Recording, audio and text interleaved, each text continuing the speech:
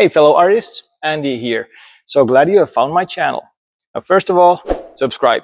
Turn on the notifications because otherwise you will not know when you're missing out on my spectacular stuff.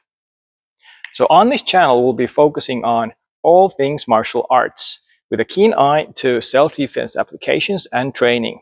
We're mainly discussing things from karate perspective, but we are no strangers to grappling nor verbal judo.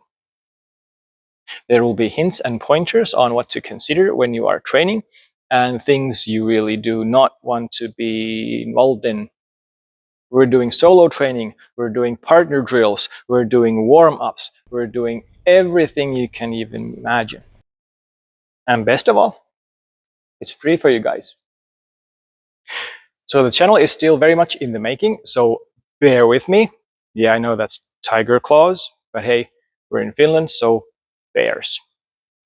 Now on this channel you will eventually find a huge library of information both for the practitioner as well as the instructor. Now, to best benefit from the material that we are producing, you should consider getting yourself some equipment or ask your gym if they would be willing to do so. So here, let's roll the insert.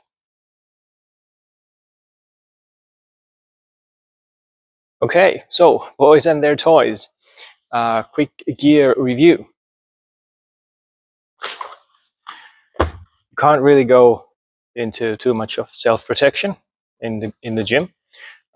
Shin guards, some say they're pretty useless, but I'd say they're good when you want to spar, and also do train without them so that you can get a feel of what it really feels to kick someone and get your shins hurt while doing that. Gloves, there are plenty of different kinds to choose from. If you're into the competition things, then you want to get competition compatible gloves. But myself, I like these MMA style gloves because I can also do grappling while sparring. So I'm not limited to punching and kicking. I can also grab and twist.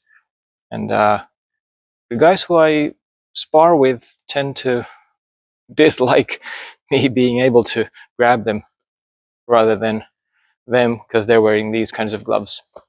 But whatever you're into, that's what you should be getting your gear for.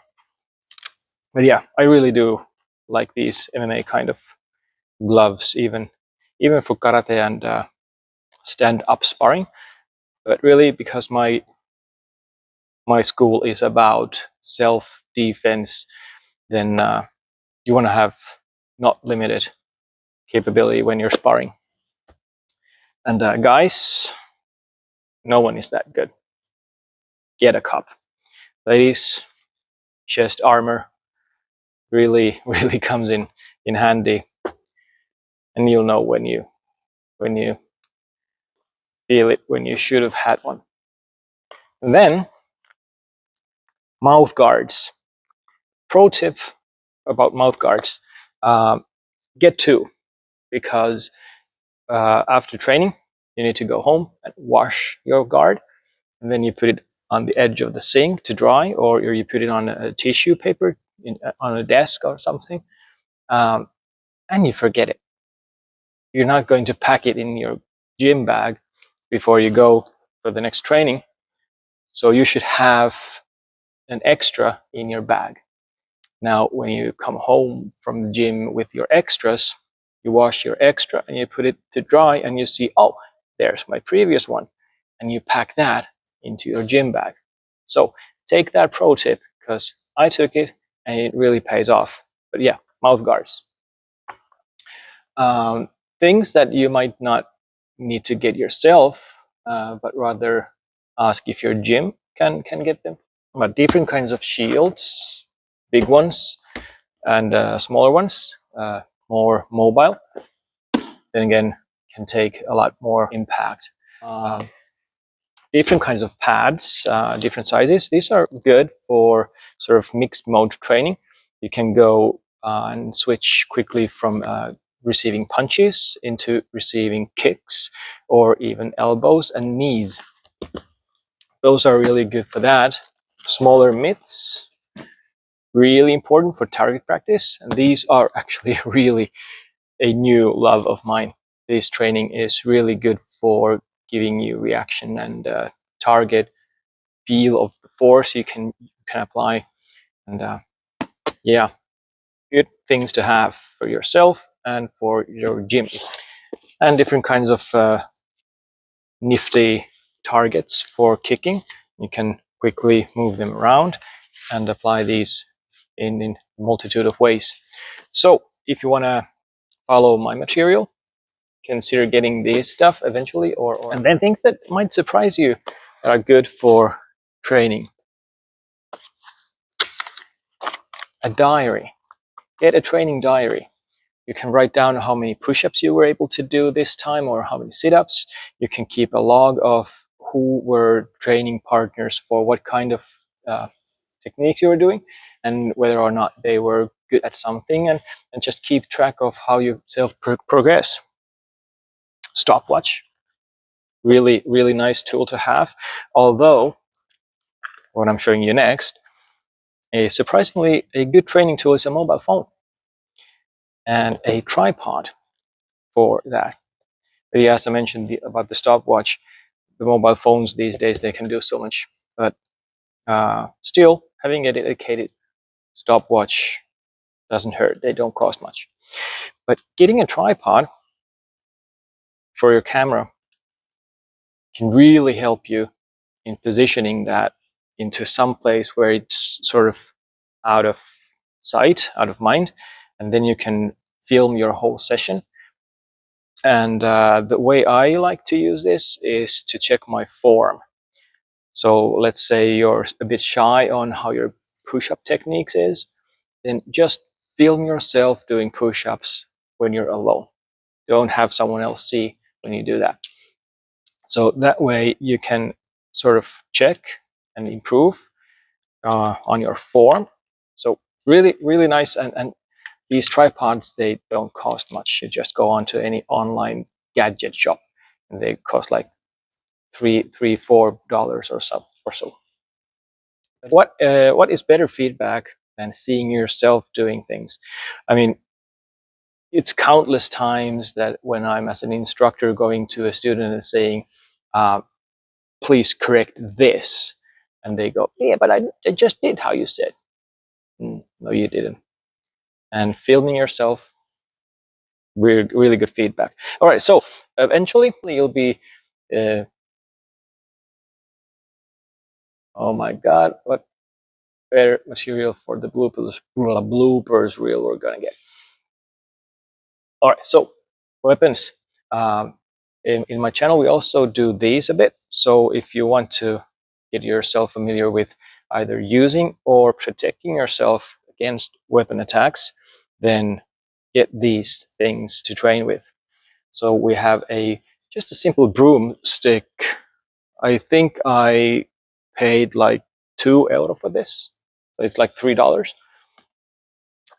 Soft sticks, much nicer to get punched with than a hard wooden stick, although you could just get two of these big wooden things and saw one in half. But telling you from experience, it's much, much more nice to get hit with a softer stick than a hard stick. Different kinds of prop knives. This one is soft, so it doesn't really hurt when you stick someone with it. This one, on the other hand, looks nice, but hurts like a yeah. Good things, either one, to have to train knife techniques. So now that's about it for my gear review. And now let's get back to you, Andy, on the intro. All right. So let me audition for you guys so that you know why you were subscribing. I've been doing martial arts since I was 10. Now I'm pushing like 50. Imagine that. So it's quite a long time that I've gathered stuff. Of course, there was a break. So I started doing martial arts as a 10-year-old karateka. And when I was 15, 16 years old, I did traditional jiu-jitsu. And I've dabbled with Aikido and boxing, Sabate, And now, as of late, I've really been into Brazilian Jiu-Jitsu because, having done now 16-ish years of standing up karate training, I think I can handle myself standing up. But eventually, fights go to the ground, so I need to be able to do that too. Now, from all the training that I've done, I have really learned to cherry pick what is good for self-defense. So that's what I'm going to now be putting into my material on this channel. So for starters, the channel might look a bit empty, but there is going to be a huge load of material that we are producing every day, not every day, every week, but we're making it.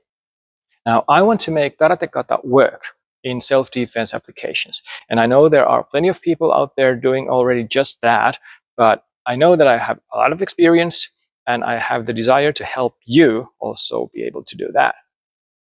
I'm rolling with the BJJ guys, mostly with no gi, because that is, in my opinion, how you work in the streets. You don't have a sturdy jacket on that you can grab. So when I'm doing the BJJ things, there are competition rules, there are things that they have to consider, but I'm picking the self-defense part from that. So do keep that in mind. I'm not a BJJ guy. I'm not a karate competitor. I am a self-defense guy.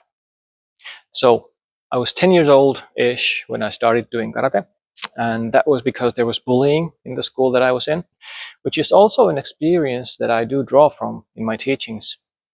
All right, so a few years of karate back then come puberty, girls, other hobbies, and then a few friends of mine wanted to start doing traditional jiu-jitsu. So I did that, learning a lot of good joint locks, training them constantly over and over again. And remember, from the traditional jiu-jitsu perspective, which means repetition, repetition, repetition, doing the techniques over and over again. And I am a firm believer in repetition. I do appreciate the drills that you do when there is absolutely no repetition at all, because that is the live pressure that you have to deal with. But the repetition really helps you build muscle memory. And that's another aspect that we really want to emphasize here. Build your muscle memory, then you don't really need to think about it. You just go and do. Okay, then joined the military, did my service for the country, got kids, and then my firstborn wanted to start karate. And my second son pulled me into that too. So warming up the old flame, so to say, and I'm on that track now. Loving every minute of it. Martial artist by heart and a teacher by soul. So let's make a combination of that and create you one of the best channels on YouTube. And I really appreciate you being on that journey with me. And I'm told what makes a good channel is catchphrase. So stay safe, keep training, and I'll see you on the next one.